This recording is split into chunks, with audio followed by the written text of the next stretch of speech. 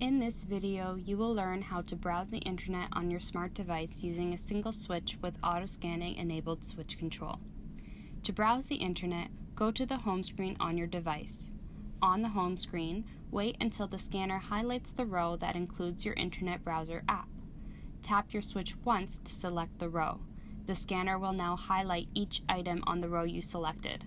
Wait until the scanner highlights your browser app and tap your switch once to open the app.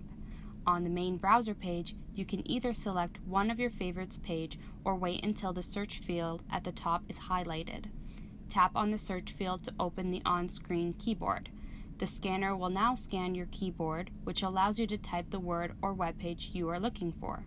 You can use the word predictions on the keyboard and the options given on the screen to speed up your search. When you land on the page with multiple listings, you can scroll down to see the rest of the page. To scroll down, double tap your switch and open the scanner menu. On the scanner menu, select Scroll. This will open another window with the scrolling options. Select down or up depending on where you are on the screen. To select a link, wait until the scanner highlights the link you want and tap your switch once. This will open the link that you selected.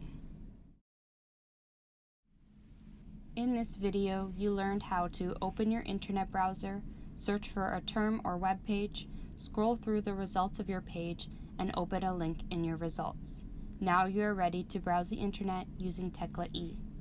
For additional settings or recommended configurations, please visit our support page at gettecla.com.